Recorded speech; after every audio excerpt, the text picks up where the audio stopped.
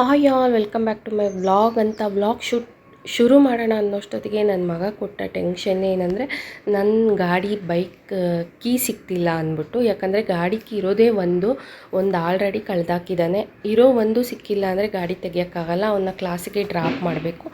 ನಾನು ಬುಧವಾರದಿಂದ ಗುರುವಾರ ಶುಕ್ರವಾರ 3 ಡೇಸ್ ವ್ಲಾಗ್ನ ಶೇರ್ ಮಾಡೋಣ ಅಂತ ವ್ಲಾಗಲ್ಲಿ ಮಾಡ್ತಾಯಿದ್ದೀನಿ. ಸೊ ಮಿಸ್ ಮಾಡಿದೆ ನೋಡಿ.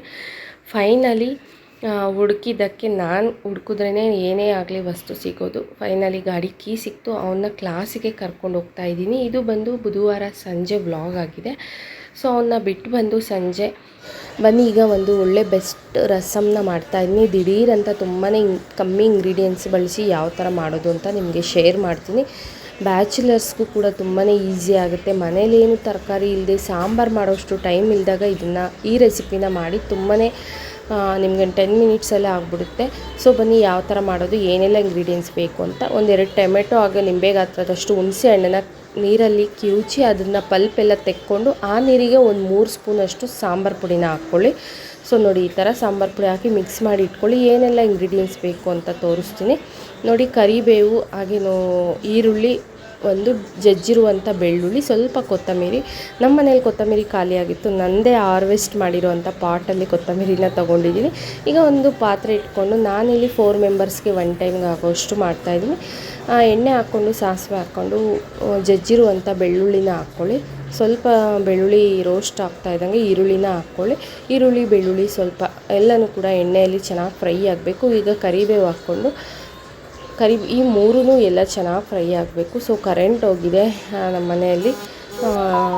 ಹೊರಗಡೆಯಿಂದ ಬರ್ತಾ ಇರೋ ಬೆಳಕಲ್ಲಿ ಟಾರ್ಚ್ ಹಾಕ್ಕೊಂಡು ನಿಮಗೆ ಶೇರ್ ಮಾಡ್ತಾಯಿದ್ದೀನಿ.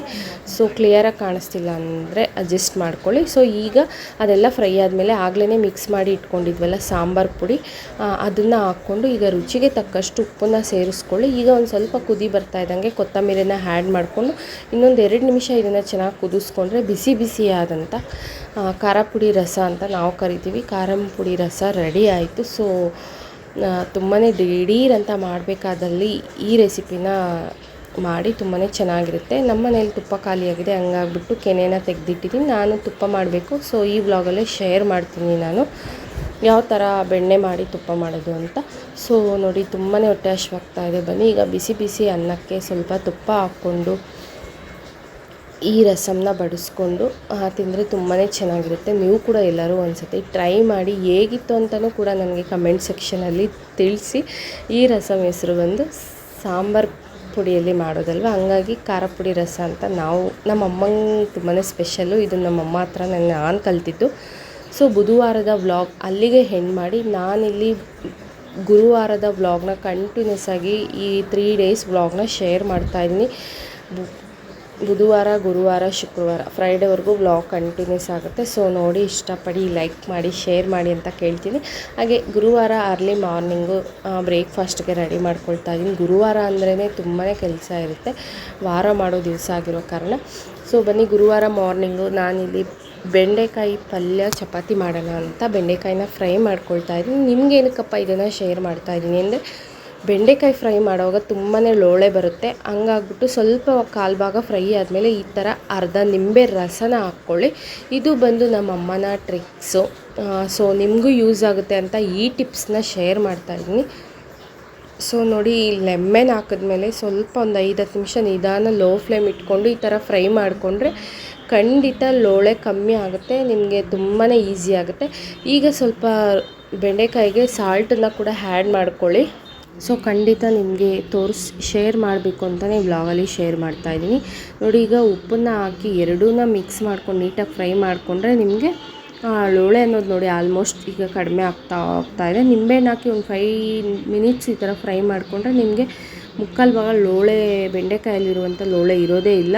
ಸೊ ನೋಡಿ, ಈಗ ಕಮ್ಮಿ ಆಗಿದೆ. ತುಂಬ ಜನ ಹೇಳ್ತಾರೆ ಫ್ರೈ ಮಾಡೋದೇ ಇಲ್ಲ, ಕೆಲವರು ಆಗೋದಿಲ್ಲ ನಮಗೆ, ಅದು ಚೆನ್ನಾಗಿರಲ್ಲ ಅಂತ ಹಂಗೆ ಅಡುಗೆ ಮಾಡ್ತಾರೆ. ಸೊ ನಮಗೆ ಎಣ್ಣೆಯಲ್ಲಿ ಈ ಥರ ಫ್ರೈ ಮಾಡಿದ್ರೇ ಪಲ್ಯ ಆಗಲಿ ಸಾಂಬಾರಲ್ಲಾಗಲಿ ನಾವು ಬೆಂಡೆಕಾಯಿ ತಿನ್ನೋದು, ಇಲ್ಲಾಂದರೆ ನಾವು ಬೆಂಡೆಕಾಯಿ ತಿನ್ನೋದೇ ಇಲ್ಲ. ಹಾಗೆ ಪಲ್ಯ ಗೊಜ್ಜು ಸಾಂಬಾರಿಗೆ ಹಾಕಿದ್ರೆ ನಮ್ಮ ಮನೇಲಿ ತಿನ್ನೋದೇ ಇಲ್ಲ.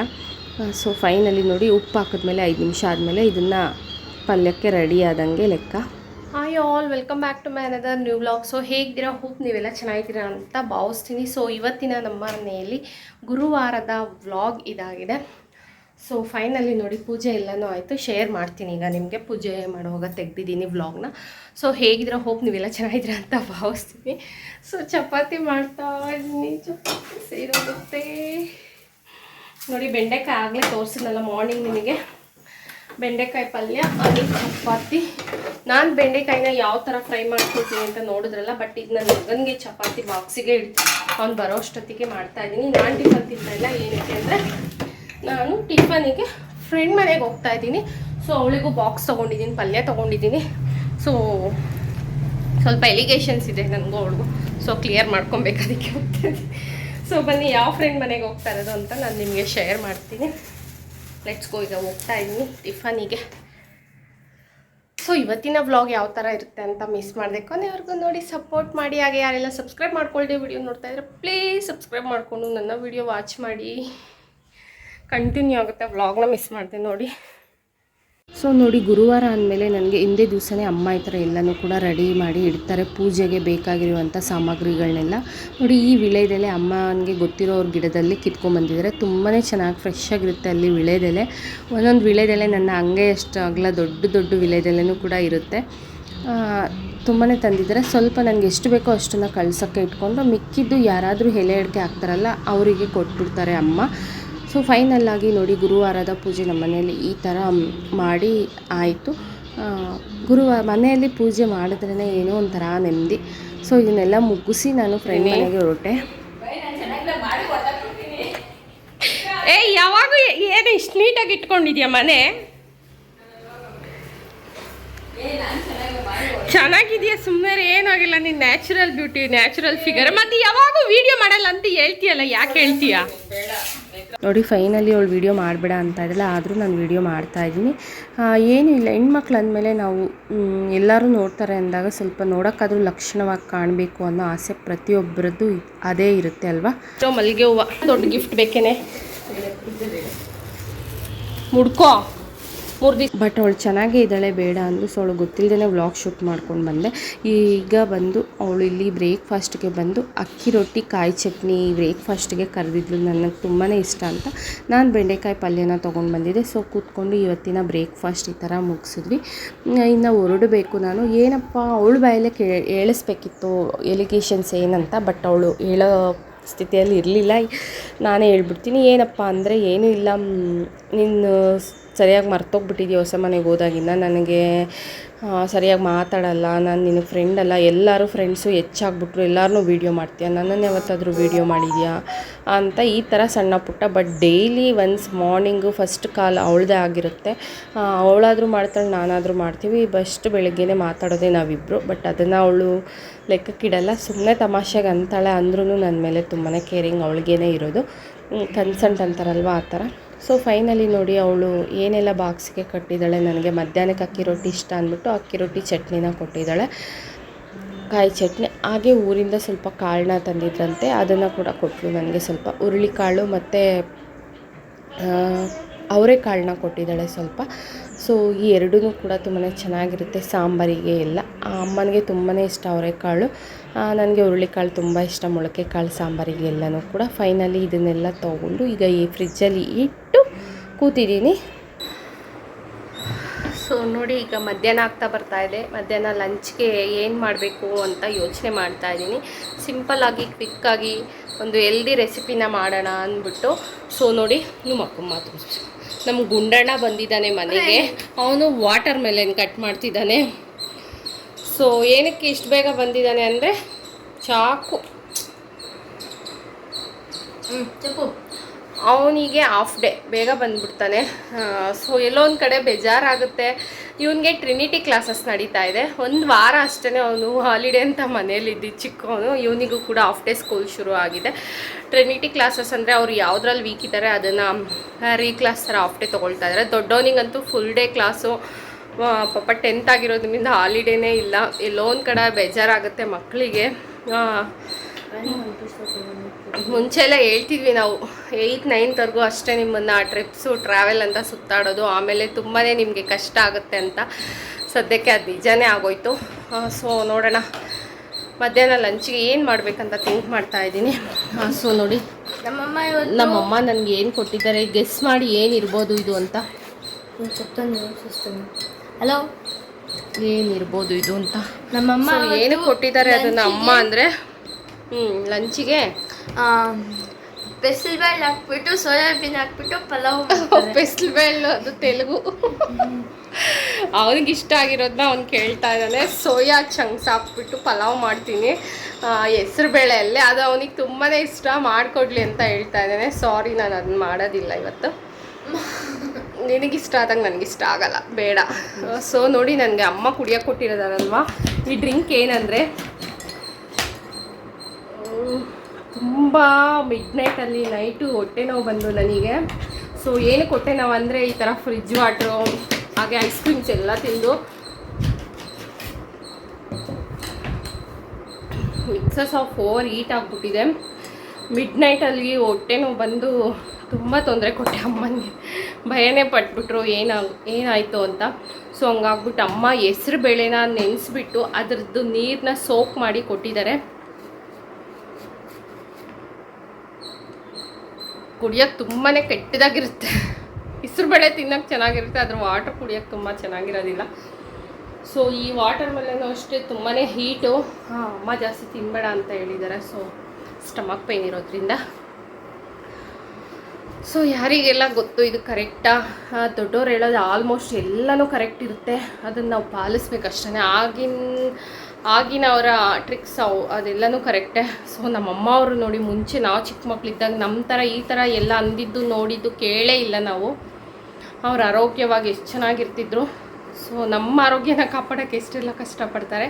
ಹೆಸ್ರು ಬೇಳೆನ ಬೆಳಗ್ಗೆಯಿಂದ ನೆನೆಸಿ ಅಮ್ಮ ಅದನ್ನು ನೀರನ್ನ ಸೋಕ್ ಮಾಡಿ ಕುಡಿಯೋಕ್ಕೆ ಚೆನ್ನಾಗಿಲ್ಲ ಅಂತ ಹೇಳಿದ್ದಕ್ಕೆ ಸ್ವಲ್ಪ ಅಮ್ಮ ಸಾಲ್ಟು ಪೆಪ್ಪರ್ ಪುಡಿನ ಹಾಕಿ ಕೊಟ್ಟಿದ್ದಾರೆ. ಸೊ ಬೆಟರ್ ಅನ್ನೋದಕ್ಕಿಂತ ಹೆಲ್ತಿಗೆ ಒಳ್ಳೇದಂದರೆ ಕುಡಿಬೇಕು. ಸೊ ನೋಡೋಣ, ಇದನ್ನು ಕುಡಿದು ಈಗ ಲಂಚಿಗೆ ಏನಾದರೂ ಪ್ರಿಪೇರ್ ಮಾಡಬೇಕು, ಶೇರ್ ಮಾಡ್ತೀನಿ. ಹೆಸ್ರು ಬೇಳೆ ಸ್ವಲ್ಪ ಇನ್ಸ್ಟೆಂಟಾಗಿ ಮಾಡ್ತೀನಿ. ಏನಕ್ಕಂದರೆ ಬಿಸಿಬೇಳೆ ಭಾತಲ್ಲಿ ಎಲ್ಲ ವೆಜಿಟೇಬಲ್ಸ್ ಹೊಟ್ಟೆಗೆ ಹೋಗುತ್ತೆ ಅಂದ್ಬಿಟ್ಟು ಇವನಿಗೋಸ್ಕರ ಅಲ್ಲ ಅಂದರೂ ಅವ್ರ ಅಣ್ಣನಿಗೋಸ್ಕರ ಅವ್ನು ತಿನ್ನಬೇಕು. ಅವ್ನು ವೆಜ್ಜೀಸ್ ಎಲ್ಲ ತಿನ್ನೋದು ಕಷ್ಟ, ಈ ಥರ ಆದರೂ ತಿಂತಾನೆ. ಪ್ಲೀಸ್ ಬಿಸಿಬೇಳೆ ಭಾತ್ ಮಾಡೋಣ ಅಂತ ಫಿಕ್ಸ್ ಆಗಿಬಿಟ್ಟೆ. ಈಗಿಂದೀಗೆ ಫಿಕ್ಸ್ ಆಗಿಬಿಟ್ಟೆ. ಸೊ ಶೇರ್ ಮಾಡ್ತೀನಿ ಬಿಸಿಬೇಳೆ ಭಾತ್ನ. ನೋಡಿ, ಬಿಸಿಬೇಳೆ ಭಾತು ಫೈನಲಿ ರೆಡಿ ಆಯಿತು. ಈ ಥರ ಸ್ವಲ್ಪ ಕ್ವಾಂಟಿಟಿ ಬಿಸಿಬೇಳೆ ಭಾತ್ ಮಾಡಬೇಕಂದ್ರೆ ತುಂಬಾ ರಿಸ್ಕು, ಬಟ್ ನನಗೆ ಯಾವುದು ಕಷ್ಟ ಅನಿಸುತ್ತೆ ಅದೇ ಇಷ್ಟ. ಅದನ್ನು ಮಾಡೋಕ್ಕೆ ನಾನು ಟ್ರೈ ಮಾಡ್ತೀನಿ. So finally bisibele bath ready ಆಯಿತು. ಮಕ್ಕಳಿಗೆ ಸಂಜೆಗೆ ಈಗ ಟೈಮ್ ಬಂದು ಆಗಲೇ 3:30 ಆಗ್ತಾ ಬಂದಿದೆ. ಸಂಜೆ ಸ್ನ್ಯಾಕ್ಸಿಗೆ ಏನಾದರೂ ಮಾಡೋಣ ಅಂದ್ಬಿಟ್ಟು ಅವ್ರಿಗೆ ತುಂಬಾ ಇಷ್ಟ ಆಗಿರೋ ಫಿಂಗರ್ ಚಿಪ್ಸ್ನ ಮಾಡ್ತಾಯಿದ್ದೀನಿ, potato finger chips. So almost ಎಲ್ಲರಿಗೂ ಇಷ್ಟನೇ. ಪೊಟ್ಯಾಟೊ ಫಿಂಗರ್ ಚಿಪ್ಸು ನೋಡಿ, ನಾನು ಮಧ್ಯಾಹ್ನಕ್ಕಾಗಿಯೇ ಹೆಸ್ರುಬೇಳೆ ನೆನೆಸಿದ್ರಲ್ವ ಅಮ್ಮ, ಅದನ್ನು ನಾನು ಹೆಸ್ರುಬೇಳೆ, ಕ್ಯಾರೆಟು, ಸೌತೆಕಾಯಿ ಹಾಕಿ ಒಗ್ಗರಣೆ ಮಾಡ್ಕೊಳ್ಬೇಕು. ಫಿಂಗರ್ ಚಿಪ್ಸು ಡೈರೆಕ್ಟಾಗಿ ನೀವು ಪೊಟ್ಯಾಟೊನ ಕ್ಲೀನ್ ಮಾಡ್ಕೊಂಡು ಕಟ್ಟಿಂಗ್ ಮಾಡಿಕೊಂಡು ನೀವು ಡೈರೆಕ್ಟಾಗಿ ಆಯಿಲಿಗೆ ಹಾಕ್ತೀರಾ. ಸೊ ಆಗ ತುಂಬಾ ಆಯಿಲ್ ಅಬ್ಸರ್ವ್ ಆಗುತ್ತೆ. ಸ್ವಲ್ಪ ಬಿಸಿ ನೀರಿಗೆ ಉಪ್ಪು ಹಾಕ್ಬಿಟ್ಟು ಈ ಥರ ಕಟ್ ಮಾಡ್ಕೊಂಡಿರೋವಂಥ ಪೊಟ್ಯಾಟೋಸ್ನ ಹಾಕ್ಕೊಂಡು ಒಂದು 5 ನಿಮಿಷ ನೋಡಿ, ಈ ಥರ ಸುಮ್ಮನೆ ಬಿಸಿ ನೀರಲ್ಲಿ ಒಂದು ಕುದಿ ಈ ಥರ ಕುದ್ದಿ ಅದನ್ನು ಬಸ್ಕೊಂಡು ಆಮೇಲೆ ನೀವು ಏನೆಲ್ಲ ಬೇಕು ಪೌಡರ್ಸ್ನ ಮಿಕ್ಸ್ ಮಾಡಿಕೊಂಡು ಡೀಪ್ ಫ್ರೈ ಮಾಡಿಕೊಂಡ್ರೆ ನಿಮಗೆ ಆಯಿಲು ಕೂಡ ತುಂಬಾ ಅಬ್ಸರ್ವ್ ಕಡಿಮೆ ಆಗುತ್ತೆ. ನೋಡಿ, ಇವತ್ತಿನ ಮಧ್ಯಾಹ್ನದ lunch bisibele bath, Bangalore style, Bangalore special bisibele bath. Bangalore special ಏನಪ್ಪ ಅಂದರೆ ಬಿಸಿಬೇಳೆ ಭಾತೇ. ಸೊ ಎಲ್ಲ ವೆಜ್ಜೀಸ್ ಹಾಕಿದ್ದೀನಿ, ಬಟ್ ವೆಜಿಟೇಬಲ್ಸ್ ಎಲ್ಲ ಸ್ಮ್ಯಾಶ್ ಆಗಿದೆ, ಕಾಣ್ತಿಲ್ಲ. ತುಂಬಾ ಚೆನ್ನಾಗಿದೆ. ಬಿಸಿಬೇಳೆ ಭಾತ್ಗೆ ತುಪ್ಪ ಇಲ್ಲ, ಖಾರ ಬುಂದಿ ಹಾಕ್ಕೊಂಡು ಈ ಥರ ಹೆಸ್ರು ಬೇಳೆನ ಮಾಡ್ಕೊಂಡಿದ್ದೀನಿ.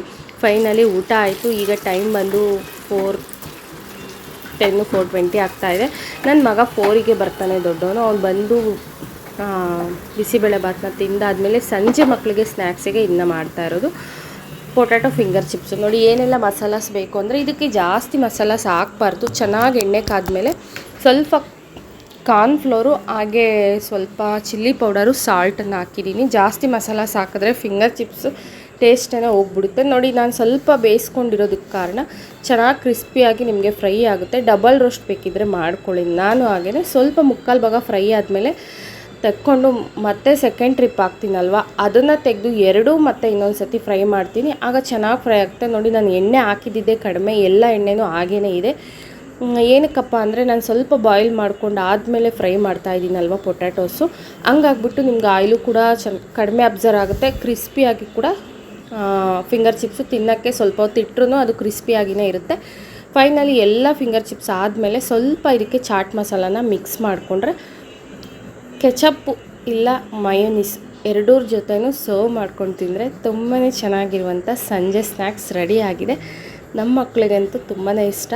ಆಲ್ಮೋಸ್ಟ್ ನಾನು ಮನೆಯಲ್ಲೇ ಮಾಡಿಕೊಡೋಕ್ಕೆ ಟ್ರೈ ಮಾಡ್ತೀನಿ. ಆದಷ್ಟು ನಮ್ಮ ಮನೇಲಿ ನಮ್ಮ ಮಕ್ಕಳಿಗೆ ಹೊರಗಡೆ ಅಂಗಡಿಯಲ್ಲಿ ಆಗಲಿ ಶಾಪ್ ಸ್ಟ್ರೀಟ್ ಫುಡ್ ಎಲ್ಲನೂ ಕೂಡ ನಮ್ಮ ಮಕ್ಕಳು ಇಷ್ಟಪಡೋದು ಕಡಿಮೆನೇ. ನಾನೇ ರೇರಾಗಿ ಕರ್ಕೊಂಡು ಹೋಗಿ ತಿನ್ನಿಸೋದು ಅವರಿಗೆ.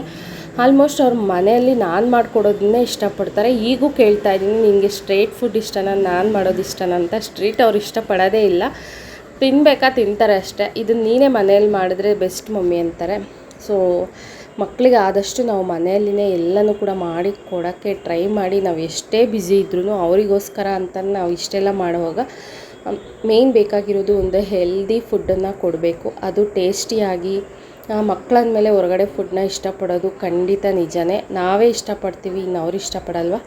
ಸೊ ಫೈನಲಾಗಿ ನೈಟ್ ಆಯಿತು. ಇವತ್ತಿನ ನೈಟ್ ಡಿನ್ನರಿಗೆ ಏನಪ್ಪ ಅಂದರೆ ಫಿಕ್ಸ್ ಆಗಿದ್ದೀವಿ ನಾನು ಅಮ್ಮ. ಏನಪ್ಪ ಅಂದರೆ ಗುರುವಾರ ನೈಟ್ ಟೈಮು ಬ್ರೇಕ್ಫಾಸ್ಟ್ ಥರ ಟಿಫನ್ ಥರ ಏನಾದರೂ ಮಾಡ್ಕೊಳ್ಳೋಣ ಅಂದ್ಬಿಟ್ಟು ಹಂಗಾಗ್ಬಿಟ್ಟು ನೈಟ್ ಇವತ್ತಿಂದ ಫಸ್ಟು ಆ ಥರ ಮಾತಾಡ್ಕೊಂಡಿರೋದಲ್ವ, ಹಂಗಾಗಿ ಇವತ್ತೇ ಫಸ್ಟು ಟಿಫನ್ ಅಂದರೆ ಮಸಾಲ ಉಪ್ಪಿಟ್ಟು ಮಾಡಿದ್ದೀನಿ. ಆಲ್ಮೋಸ್ಟ್ ನಮ್ಮ ಮನೆಗೆ ಎಲ್ಲರಿಗೂ ಉಪ್ಪಿಟ್ಟು ಎಲ್ಲರಿಗೂ ಎಲರ್ಜಿ ಅಂದರೆ ನಮ್ಮ ಮನೇಲಿ ತುಂಬ ಇಷ್ಟಪಟ್ಟು ತಿಂತಾರೆ ಉಪ್ಪಿಟ್ಟನ್ನ. ಅದರಲ್ಲೂ ನಾನು ಮಾಡೋವಂಥ ಮಸಾಲ ಉಪ್ಪಿಟ್ಟು ಅಂದರೆ ತುಂಬಾ ಇಷ್ಟ. ಬದನೆಕಾಯಿ ಎಲ್ಲ ಹಾಕಿ ಮಾಡಿದ್ದೀನಿ. ಸೊ ತುಂಬಾ ಚೆನ್ನಾಗಿರುತ್ತೆ.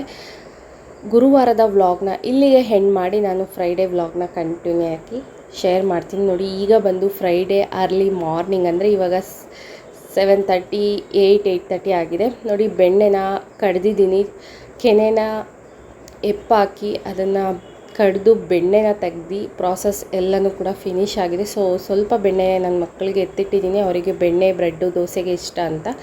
ಸೊ ನೋಡಿ ಬೆಣ್ಣೆನ ಯಾವತ್ತೂ ಅಷ್ಟೇ ನಮ್ಗೆ ಅಭ್ಯಾಸ ಏನಂದರೆ ಬೆಣ್ಣೆ ತುಪ್ಪ ಮಾಡೋವಾಗ ಬೆಳಗ್ಗೆನೇ ಮಾಡಿದ್ರೆ ಬಿಸಿಲು ಬರೋಕ್ಕೂ ಮುಂಚೆನೇ ಬೆಣ್ಣೆನ ತೆಗೆದು ಕಾಯಿಸಬೇಕು ಅಂತಾರೆ. ಏನಕ್ಕಂದರೆ ಸ್ವಲ್ಪ ಚೆನ್ನಾಗಿ ಬರುತ್ತೆ, ಬಿಸಿಲಿರಲ್ಲ ಅಲ್ವಾ ಆವಾಗ ಅಂತ, ಏನೋ ಗೊತ್ತಿಲ್ಲ. ಸೊ ಫೈನಲಿ ನನಗೂ ಅದೇ ಅಭ್ಯಾಸ. ಬೆಳಗ್ಗೆನೇ ಇದನ್ನು ಪ್ರೊಸೀಸ್ ತುಂಬಾ ಇರುತ್ತೆ ಕೆಲಸ, ಹಂಗಾಗಿ ಬೆಳಗ್ಗೆನೇ ಎದ್ದ ತಕ್ಷಣ ಇದನ್ನ ಮಾಡಿಕೊಂಡ್ರೆ ಒಂದು ಕೆಲಸ ಮುಗುತ್ತೆ, ಆಮೇಲೆ ಕಿಚನ್ ಕ್ಲೀನ್ ಮಾಡೋಕ್ಕೆ ಚೆನ್ನಾಗಿರುತ್ತೆ ಅಂತ. ಫೈನಲಿ ನೋಡಿ ಎಷ್ಟು ತುಪ್ಪ ಬೆಣ್ಣೆ ಆಗಿತ್ತು, ಅಷ್ಟು ಕೆನೆಗೆ ಎಷ್ಟು ಬೆಣ್ಣೆ ಬಂದಿದೆ ಅಂತ ನೋಡಿ ನಾನು ನಿಮಗೆ ಶೇರ್ ಮಾಡಿದ್ದೀನಿ. ಕಂಟಿನ್ಯೂ ಆಗಿ ಇದೇ ವ್ಲಾಗಲ್ಲೇ ಶೇರ್ ಮಾಡ್ತೀನಿ. ತುಪ್ಪ ಮಾಡೋವಾಗ ನೀವು ಗ್ಯಾಸ್ ಮುಂದೆ ತುಂಬ ತಾಳ್ಮೆಯಿಂದ ನಿಂತ್ಕೊಳ್ಬೇಕು.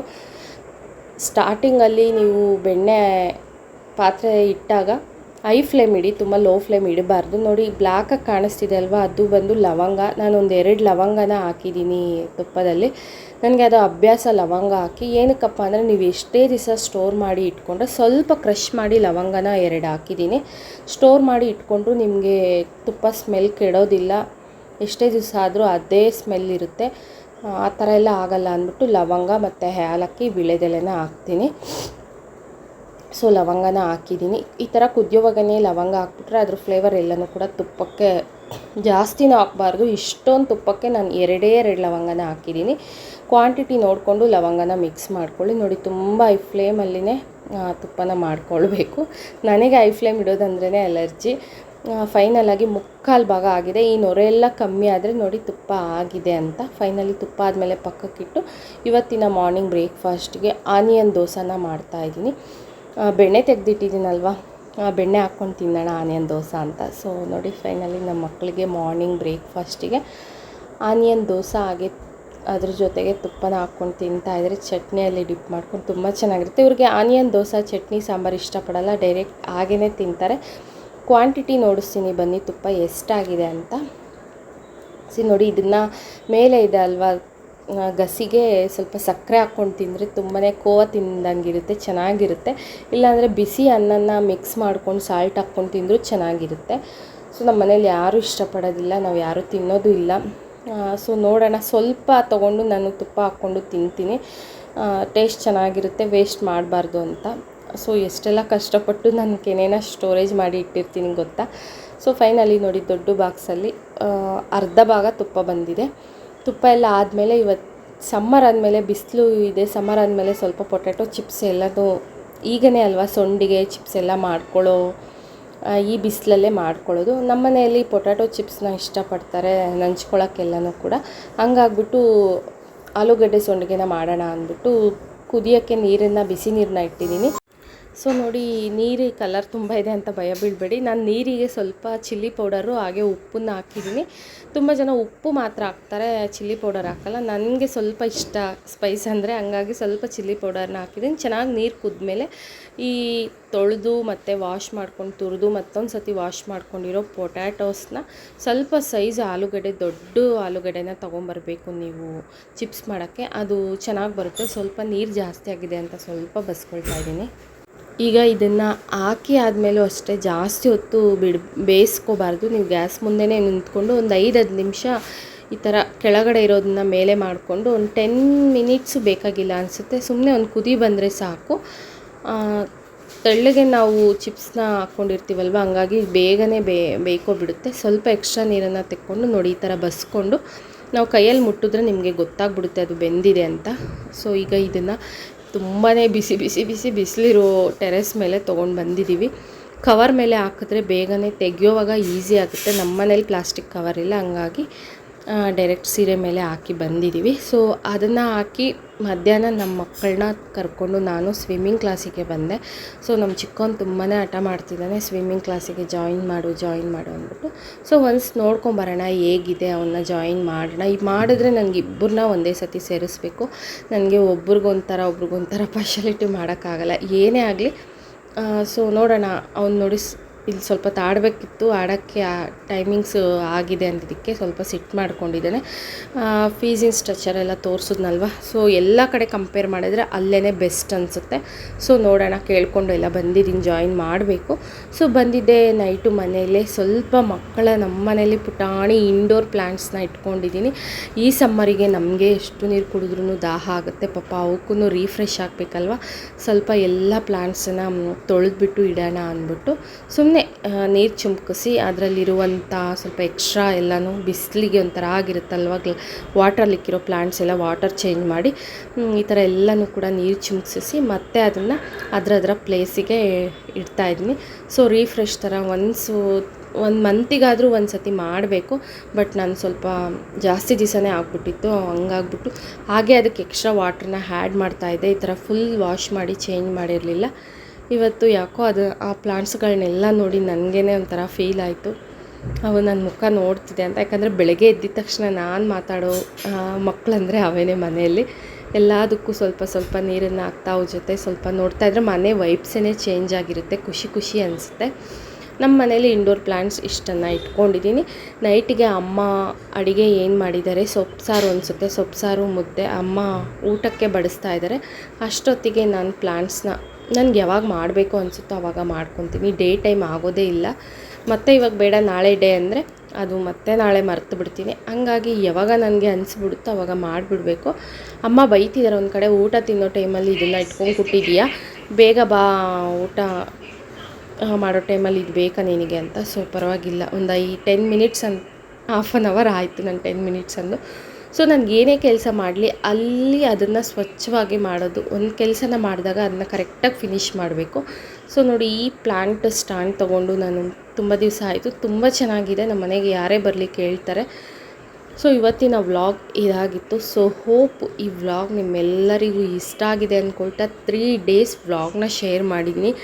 3 ಡೇಸ್ ವ್ಲಾಗ್ ನೋಡೋಕ್ಕೆ ಎಷ್ಟು ಸುಂದರವಾಗಿರುತ್ತೋ ಅಷ್ಟೇ ಎಫರ್ಟ್ ಆ್ಯಂಡ್ ಹಾರ್ಡ್ ವರ್ಕ್ ಇರುತ್ತೆ. ಪ್ಲೀಸ್ ಎಲ್ಲರೂ ನೋಡಿ ಒಂದು ಲೈಕ್ ಕೊಟ್ಟು ಶೇರ್ ಮಾಡಿ ಅಂತ ಹೇಳ್ತಾ love you all, take care, bye bye. Next ವ್ಲಾಗಲ್ಲಿ ಸಿಗೋಣ.